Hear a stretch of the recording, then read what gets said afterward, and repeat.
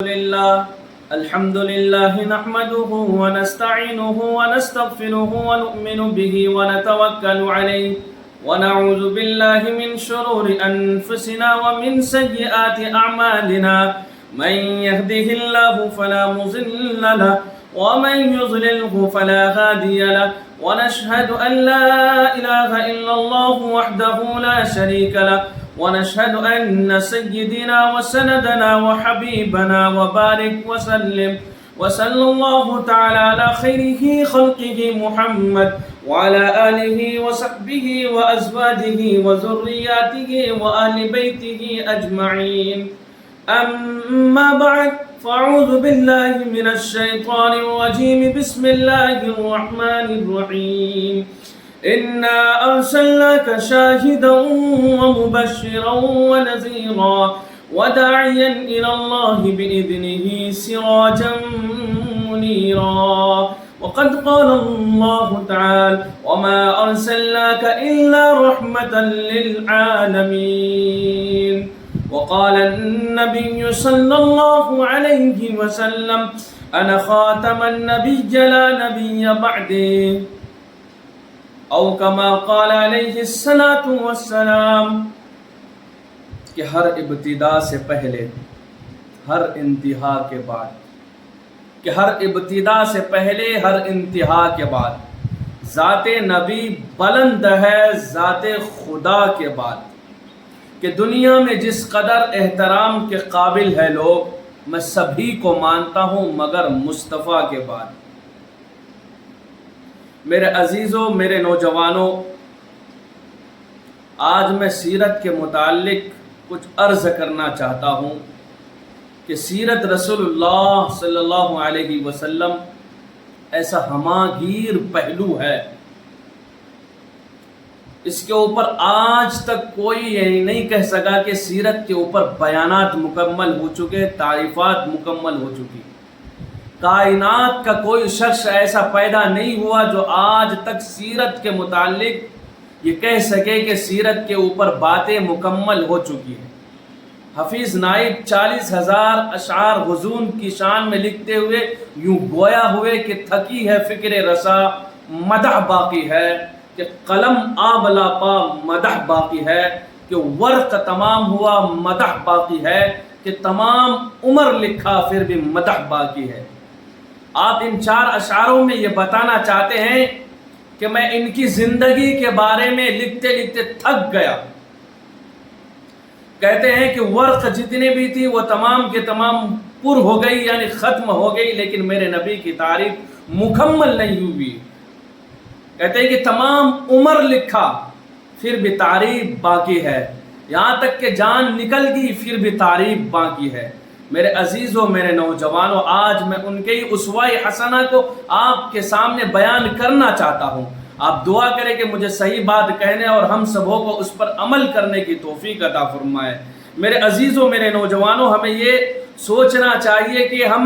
نبی علیہ الصلوۃ والسلام کے امتی ہونے کے اعتبار سے، جنہوں نے ولادت سے لے کر کے وفات تک اس امت کے بارے میں سوچا، اس امت کی فکر کی، اس امت کو قرآن کی تعلیم پہنچایا، اس امت کو دین کی تعلیم پہنچایا، اس امت کو احادیث کی تعلیم پہنچائی۔ میرے عزیزوں، میرے نوجوانوں، ہمیشہ امت کی فکر کرتے رہے تو ہمارا بھی یہ حق بنتا ہے کہ ہم نبی علیہ الصلوۃ والسلام کے متعلق کچھ باتیں آپ کو بتائیں، کچھ ان کے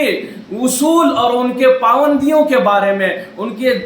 جینے کے طریقے کے بارے میں، ان کے اسوہ حسنہ کو آپ کے سامنے رکھا جائے۔ اس لیے میرے عزیزوں، میرے نوجوانوں، ہمارا حق ہے یہ ان کے بارے میں بولنا۔ یہ یاد رکھنا چاہیے کہ مصر کے بازار میں وہ بڑھیا چند سی دھاگوں کی یہ لے کر آ کر کے یوں کہہ رہے تھے کہ میں نبی یوسف علیہ الصلوۃ والسلام کی خریدار بن کر کے آیا ہوں۔ وہاں پر شاہوں کے خزانے موجود تھے، دولت مند کے خزانے موجود تھے، تو لوگ ان سے کہہ رہے تھے کہ بڑھیا تم ان چند دھاگوں سے لے کر کے یوسف علیہ السلام کو کیا خریدو گی؟ یہاں پر شاہوں کے خزانے ان کو خریدنے کے لیے آئے ہیں، دولت مند کے خزانے ان کو لیے خریدنے کے لیے آئے ہیں۔ تو وہ بڑھیا کہتی کہ میں ان چند دھاگوں سے مطلب نہیں رکھتی ہے، میں اس لیے آئی ہوں تاکہ میں کل قیامت کے دن میرے رب سے یوں کہہ سکوں کہ میں بھی تیرے نبی کی خریدار بن کر کے آئی تھی۔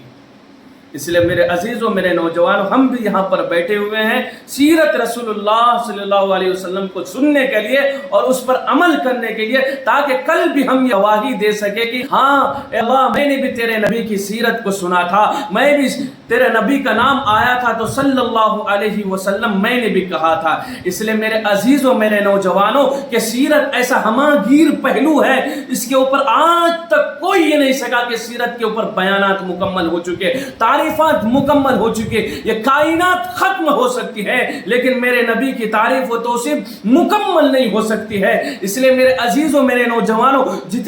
دنیا میں جتنے بھی کاتب ہیں، دنیا میں جتنے بھی مولوی ہیں، دنیا میں جتنے بھی مفتی ہیں، دنیا میں جتنے بھی حافظ ہیں، قرہ ہیں، قاری ہیں، قلم کار ہیں، ان کے ہاتھوں میں قلم کو دے دیا جائے اور ان سے یوں کہا جائے کہ وہ نبی کی تعریف و توصیف لکھتے رہے، نبی کی تعریف کے بارے میں بتاتے رہے، کہتے ہیں کہ قلم کی روشنائی ختم ہو سکتی ہے۔ میرے عزیزوں، میرے نوجوانوں، لیکن میرے نبی کی تعریف و توصیف مکمل نہیں ہو سکتی ہے۔ یہ سمندر کو اگر روشنائی بنا دی جائے، یہ سمندر کی پانیاں ختم ہو سکتی ہیں، اور جتنی بھی دنیا میں درخت ہیں اور ان کا قلم بنا دیا جائے، وہ درخت کے سارے قلم اور ڈنڈیاں ختم ہو سکتی ہے، لیکن میرے نبی کی تعریف و توصیف مکمل نہیں ہو سکتی ہے۔ میرے عزیزوں، میرے نوجوانوں، جو اٹھے تو آسمان کو بلندیاں مل جائے، جو بیٹھے تو دھرتی کو سکون مل جائے، جس کی لباس کی ادائیگی قرآن آیت بن جائے، جو چادر اوڑھ کر آئے تو قرآن پکار اٹھے یا ایھا المدثر،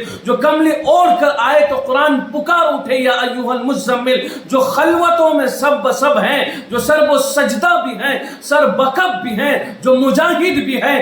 تاجدار و جود و سخا بھی ہیں، جس کے جلوت سے صبح کو سویرا ملے، جس کے ہنسنے سے جنت مچلنے لگے، جس کے غصے سے دوزخ ابلنے لگے، جس کے قدم اٹھے تو عرش معلی کو پہنچے۔ یہ ہے میرے نبی کی تعریف و توصیف، یہ ہے میرے نبی کی عظمت و رفعت، یہ ہے میرے نبی کی بلندیاں۔ میرے عزیزوں، میرے نوجوانوں، اور میں کیوں نہ بیان کروں میرے نبی کی تعریف، جس نے ولادت سے لے کر کے وفات تک اس امت کے بارے میں سوچا، اس امت کی فکر کی، اس امت کے اندر قرآن کی تعلیم کو عام کیا، احادیث کی تعلیم کو عام کیا۔ میرے عزیزوں، اس امت کو دین پہنچایا، بچوں کو یتیم، عورتوں کو بیوہ کیا، فاقے پر فاقے کیا۔ وہ صحابہ اکرام جنہوں نے آپ کا ساتھ دیا، جنہوں نے آپ سے تربیت حاصل کی تھی، جنہوں نے آپ سے درسگاہ نبوت حاصل کی تھی۔ میرے عزیزوں، میرے نوجوانوں، اتنے احسانات ہیں میرے نبی کی اس امت پر، آج اگر میں بیان کروں تو مجھے اس کے لیے ٹائم نہیں بلکہ پوری زندگی اگر میں بتاتے رہوں پھر بھی وہ احسانات مکمل نہیں ہو سکتے ہیں میرے عزیزوں، میرے نوجوانوں۔ اس لیے ہمیں چاہیے کہ اپنے نبی کی اسوہ حسنہ کو پڑھنا چاہیے، ہمیں اپنے نبی کی تاریخ کے بارے میں پڑھنا چاہیے، ہمیں معلوم ہونا چاہیے کہ ہمارے نبی نے کیا کیا قربانیاں دی، ہمیں یہ معلوم ہونا چاہیے کہ ہمارے نبی نے کیا کیا پریشانیاں اٹھائی ہے، ہمیں یہ معلوم ہونا چاہیے کہ ہمارے نبی نے فاقے پر فاقہ کیوں کیا، صرف اس امت کے لیے، تاکہ یہ امت نہیں عن المنکر وعن المعروف کی طرف آ جائے، تاکہ بری باتوں سے رک جائے اور صحیح باتوں کی طرف آ جائے۔ میرے عزیزوں، میرے نوجوانوں، اس امت کی بھلائی کے لیے، اس امت کو راہیاب بنانے کے لیے، اس امت کو نماز پر لانے کے لیے، اس امت کو اس توحید کا یاد دلانے کے لیے جو ہم پڑھتے ہیں لا الہ الا اللہ محمد الرسول اللہ، کہ اللہ کے سوا کوئی معبود نہیں، حضرت محمد صلی اللہ علیہ وسلم کے اللہ کے رسول ہیں، اس کو بتانے کے لیے کہ توحید کی طاقت کیا ہے، توحید کسے کہتے ہیں۔ میرے عزیزوں، میرے نوجوانوں، ان باتوں کو بتانے کے لیے میرے نبی علیہ الصلوۃ والسلام آپ کے سامنے آئے۔ میرے عزیزوں، میرے نوجوانوں، ان کے جتنے احسانات ہم پر ہے کوئی بھی بیان نہیں کر سکتا، آج کوئی بھی نہیں بتا سکتا میرے عزیزوں، میرے نوجوانوں، کیونکہ انہوں نے ہمیشہ اپنی امت کی فکر کی، اپنی امت کے بارے میں سوچا کہ ہماری امت کن سنگین گھڑیوں میں جا رہی ہے۔ میرے عزیزوں، میرے نوجوانوں، ہمیں افسوس ہونا چاہیے کہ آپ کے نبی کے اخلاق کیا تھے، آپ کے نبی کے اسوہ حسنہ کیا تھے، آپ پڑھتے کیوں نہیں ہے؟ آپ معلوم کیوں نہیں کرتے ہیں کہ وہ بڑھیا جو روز آپ کو کوڑا ڈالا کرتی تھی آپ کے بن پر، ایک دن نہ ڈالنے کی وجہ سے آپ علیہ الصلوۃ والسلام ان کے حال کے بارے میں پوچھنے جاتے ہیں، ان کی طبیعت کے بارے میں پوچھنے جاتے ہیں، تیمارداری کے لیے جاتے ہیں۔ میرے عزیزوں، میرے نوجوانوں، یہ میرے نبی کی اخلاق تھی، یہ میرے نبی کے اسوہ حسنہ تھے، اس لیے ان کو دنیا سچا اور صادق اور امین کہا کرتا تھا۔ اور ہمیں کیا ہو گیا ہے؟ جس نبی نے ہمارے لیے ساری چیزیں کی، جس نبی نے ہمارے لیے پریشانیاں اٹھائی، اور ہم ان کے لیے کیا کر رہے ہیں؟ ہم اپنے نبی کے چہرے سے نفرت کر رہے ہیں، ہم اپنے نبی کے طریقے کو چھوڑ رہے ہیں، ہم اپنے نبی کے اسوہ حسنہ کو چھوڑ رہے ہیں، غیروں کے طریقے کو اختیار کر رہے ہیں۔ میرے عزیزوں، میرے نوجوانوں، افسوس کرنے کا مقام ہے کہ ہم نے آج اپنی زندگیوں کو کہاں ڈال دیا ہے، ہم نے آج اپنی زندگیوں کو ویران کر دیا ہے۔ میرے عزیزوں، میرے نوجوانوں، قرآن کا اعلان ہے، اگر جب تم گمراہی کا راستہ اختیار کرو گے اور میرے نبی کے طریقے کو چھوڑو گے اور ظلم و زیادتی کرو گے اور حد سے زیادہ ظلم کرو گے، تو رب کا یہ اعلان ہے کہ وَإِن تَتَوَلَّوْا يَسْتَبْدِلْ قَوْمًا غَيْرَكُمْ، کہ تمہاری جگہ ایسے بادشاہ کو لا کھڑا کر دوں گا جو تمہارے اوپر ظلم و ستم کرے گا۔ میرے عزیزوں، میرے نوجوان، اور آج حالات دیکھیں، یہی ہو رہا ہے، ہمارے اوپر ظلم و ستم ہو رہا ہے یا نہیں ہو رہا ہے؟ یہ اس لیے ہو رہا ہے کہ ہم نے اپنے نبی کے طریقے کو چھوڑ دیا ہے، ہم نے اللہ کے احکام کو توڑ دیا ہے، ہم نے نبی کی قربانیوں کو نہیں دیکھا، فاقے پر فاقے کیا میرے نبی نے۔ ان صحابہ اکرام جن کو رضی اللہ عنہم و رضوان کا سرٹیفکیٹ ملا کہ میں تم سے راضی ہو گیا اور تم مجھ سے راضی ہو گیا، آخر یہ کیوں ملا؟ کیوں کہا ہے اللہ نے اہل سنت اور جماعت کے بعد اگر کوئی جماعت رب کے نزدیک محبوب و مقبول ہے تو وہ صرف اور صرف صحابہ اکرام کی جماعت ہے۔ رب کہتا ہے کہ میرے نزدیک سب سے زیادہ محبوب و مقبول اگر کوئی جماعت ہے تو وہ صحابہ اکرام کی جماعت ہے۔ کیوں کہا؟ کیونکہ جب بھی اہل مکہ نے قرآن کریم کو کلام اللہ کے خطاب سے نہیں نوازا، جب بھی شریعت کو توڑنے کی بات کی، جب بھی اہل مکہ نے اسلام کے خلاف سازشیں کی، تو انہوں نے منہ توڑ جواب دیا ان کو۔ میرے عزیزوں، میرے نوجوانوں، کیونکہ انہوں نے درج سگائے نبوت سے تربیت حاصل کی تھی، ان کے اندر کوئی کسر باقی نہیں رہی تھی۔ فنا فی اللہ اور فنا فی الرسول ان کا اخلاق تھا۔ میرے عزیزوں، میرے نوجوانوں، قرآن کریم کی آیت نازل اقیموا الصلاۃ تو صحابہ اکرام سجدہ ریز ہو گئے اور قرآن نے صدا لگائی وانفقوا مما رزقناکم، تو سرکار دو عالم کے دربار میں مالوں کے ڈھیر لگے اور قرآن کا اعلان ہوا اقتلوا المشرکین حیث وجدتموہم، تو قرآن کی دیوان کفر و شرک کو مٹانے کے لیے لنگی تلواریں لے کر کے میدان جہاد میں کود پڑے اور باطل طاقتوں کو چکنا چور کر دیا۔ یہ ہے میرے عزیزوں، یہ صحابہ کی قربانیاں ہیں۔ انہوں نے کس سے تربیت حاصل کی تھی؟ اللہ کے رسول سے۔ میرے عزیزوں، اللہ کے رسول کی باتوں کو اپنے اندر داخل کیا، اس لیے ان کو جنت کا سرٹیفکیٹ اسی دنیا میں رہتے ہوئے مل گیا کہ رضی اللہ عنہم ورضوا عنہ، اولئک هم المفلحون کا مصداق ملا، اولئک هم الراشدون کا مصداق ملا، اولئک هم الفائزون کا سرٹیفکیٹ ملا۔ میرے عزیزوں، میرے نوجوانوں، کیونکہ انہوں نے نبی علیہ الصلوۃ والسلام کی اطاعت کی، اللہ کی اطاعت کی، نبی کریم علیہ الصلوۃ والسلام کی ایک ایک سنت کو زندہ کیا اور ان کو اپنے اندر داخل کیا، عورتوں کو بیوہ، بچوں کو یتیم کر دیا۔ میرے عزیزوں، میرے نوجوانوں، فاقے پر فاقے کیے۔ حضرت بلال رضی اللہ تعالیٰ عنہ کی تاریخ اٹھا کر کے دیکھ لیجئے، ان کو پتھر سے دبایا جاتا تھا، تپتی ہوئی زمین پر لٹا کر، آگ کے انگاروں پر لٹا کر کے ان سے یہ کہا جاتا تھا کہ احد کہنا چھوڑ دے، لیکن وہ صرف یہی کہتے تھے احد، اللہ ایک ہے، اللہ کے سوا کوئی معبود نہیں۔ یہ ان کا ایمان تھا۔ میرے عزیزوں، ان کا ایمان پہاڑوں کے مانند تھا، اس لیے ان کو رضی اللہ عنہم ورضوان کا سرٹیفکیٹ ملا، کیونکہ انہوں نے نبی کے طریقے کو اپنے اندر داخل کیا۔ کیا ہم اگر نبی کے طریقوں کو اپنے اندر داخل کریں گے، کیا ہمیں یہ صلہ نہیں ملے گا؟ میں مانتا ہوں کہ وہاں تک ہم نہیں پہنچ سکتے، لیکن کوشش تو کر سکتے ہیں۔ میرے عزیزوں، میرے نوجوانوں، آخر اس نبی نے ہمارے لیے کیا نہیں کیا؟ جب آپ کا وفات کا وقت ہے، اس وقت سارے امہات آپ کے پاس موجود ہیں، آپ کے پاس حضرت حسن بھی ہے، حضرت حسین بھی، حضرت فاطمہ رضی اللہ تعالیٰ عنہا بھی ہے۔ ایسے وقت میں موت کا فرشتہ آپ کے پاس آتا ہے، حضرت جبرائیل علیہ السلام آپ کے پاس آتے ہیں اور آپ سے اجازت مانگتے ہیں کہ اللہ کو آپ سے ملاقات کرنے کا من ہے۔ تو میرے عزیزوں، میرے نوجوانوں، میرے نبی علیہ الصلوۃ والسلام فرماتے جبرائیل جاؤ پہلے اپنے رب سے پوچھ کر کے آؤ کہ میرے بعد میری امتی کا کیا معاملہ ہوگا، میرے امتی کے ساتھ کیسے معاملہ ہوگا۔ میرے عزیزوں، میرے نوجوانوں، اگر اللہ کے رسول چاہتے، آپ کو معلوم تھا کہ ایک آپ کے نواسے کو زہر دے کر کے مارا جائے گا، ایک کربلا میں شہید ہوگا، تو آپ ان کے لیے ہاتھ اٹھاتے، لیکن آپ نے ان کے لیے ہاتھ نہیں اٹھائی۔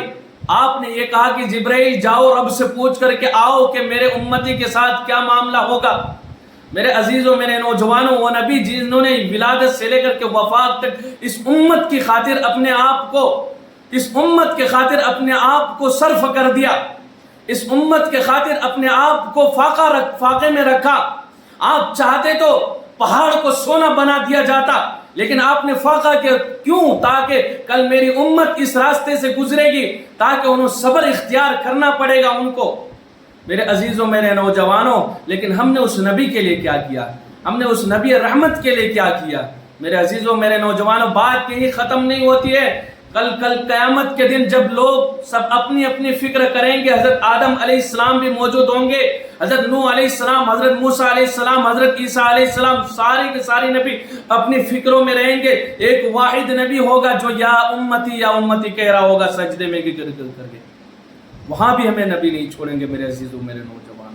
اس لیے تو میں کہتا ہوں کہ میرے اوپر حق ہے کہ میں اپنے نبی کی تعریف و توصیف کو بیان کروں، میں آپ کو اپنے نبی کی تعریف کے بارے میں بتاؤں، آپ کو میں اپنے نبی کے اسوہ حسنہ کو بتاؤں۔ میرے عزیزوں، میرے نوجوانوں، جو اٹھے تو آسمان کو بلندیاں مل جائے، اگر میرے نبی کی پیدائش منظور نہ ہوتی تو یہ کائنات ہی کو وجود نہ عطا کیا جاتا۔ آج ہم چین سے زندگی گزار رہے ہیں، سکون سے سانسیں لے رہے ہیں، تو یہ میرے نبی کی بدولت ہے۔ میرے عزیزوں، میرے نوجوانوں، یہ کائنات کو وجود، یہ پہاڑوں کو ضمانت، یہ دریاؤں کو روانی، یہ شجر و حجر، یہ تمام کے تمام چیزیں نبی آخر الزمان ہی کے توفیل میں ملا ہے کہ ختم رسول کے جتنے عظمت و رفعت اور بلندیاں ہیں ان تک دنیا کے کسی انسان کی رسائی نہیں ہو سکتی۔ دنیا میں اردو اور عربی الفاظ میں کوئی ایسا لفظ کا ایجاد نہیں کیا گیا جو میرے نبی کی تعریف و توصیف کو مکمل کر سکے۔ میرے عزیزوں، میرے نوجوانوں،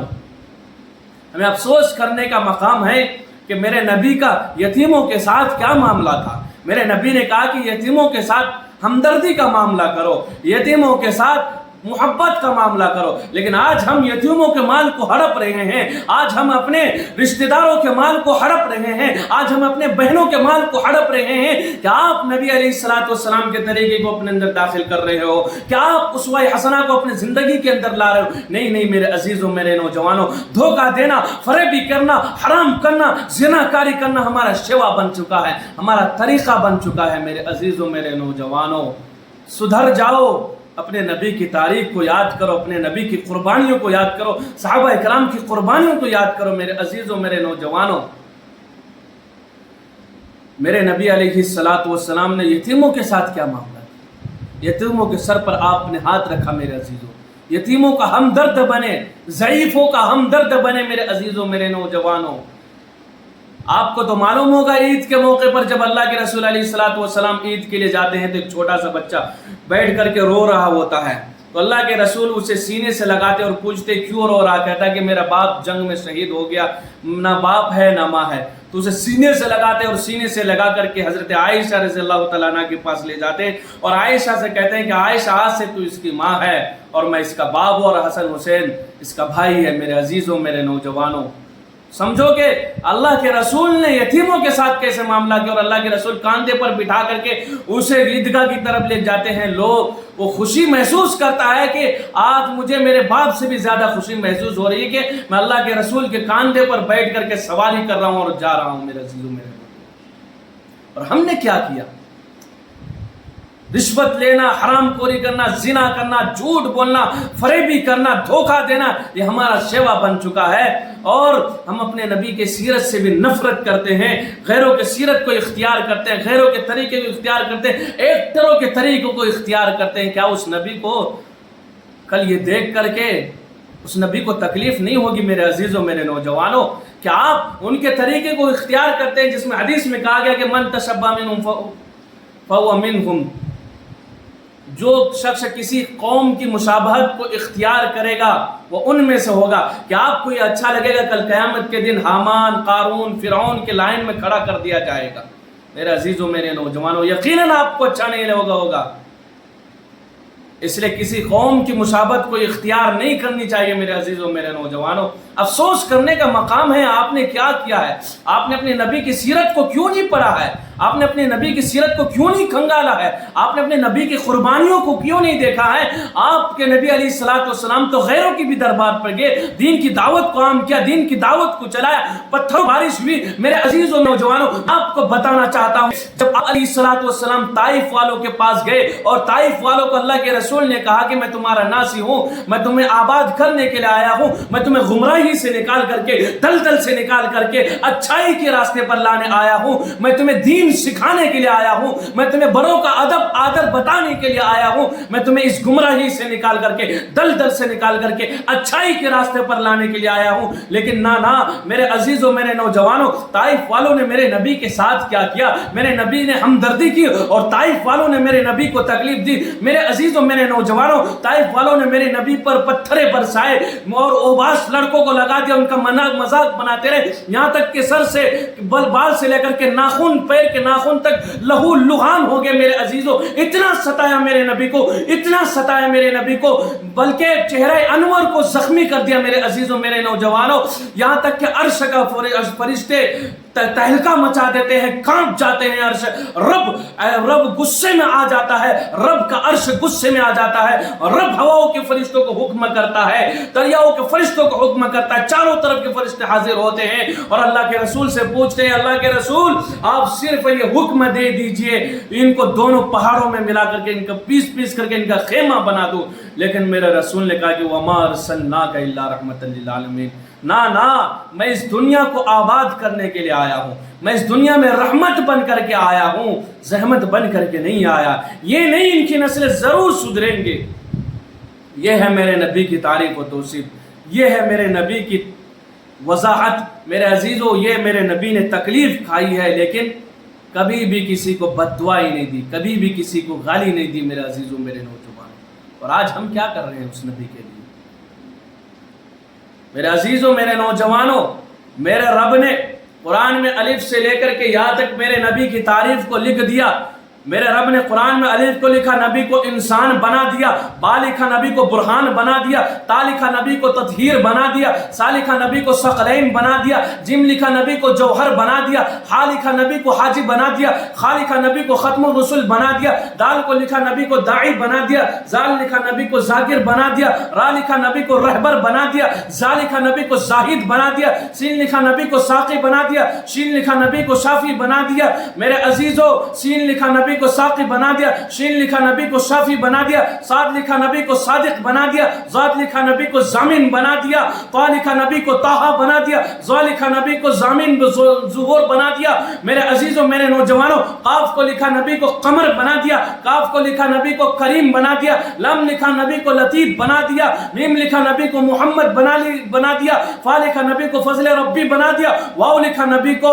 انویر بنا دیا، ہا لکھا نبی کو ہادی بنا دیا، یا لکھا نبی کو یاسین بنا دیا۔ یہ ہے میرے نبی کی تعریف و توصیف، یہ ہے میرے نبی کی عظمت و رفعت اور بلندیاں۔ اگر آپ چاہتے ہیں کہ آپ کے اندر ہدایت و روشنی کی طلب ہو، آپ کے اندر آقا کے فرمان کو سینے میں لگانا ہے، تو آپ نبی علیہ الصلوۃ والسلام کے ایک ایک طریقے کو اپنے اندر داخل کر دیجئے اور ساری دنیا کے سامنے اعلان کر دیجئے کہ خلاف راہ پیغمبر قدم جو بھی اٹھائے گا کبھی راستہ نہ پائے گا، کبھی منزل نہ پائے گا۔ اللہ تبارک و تعالیٰ میں کہنے سننے سے زیادہ عمل کرنے کی توفیق عطا فرمائے، آمین۔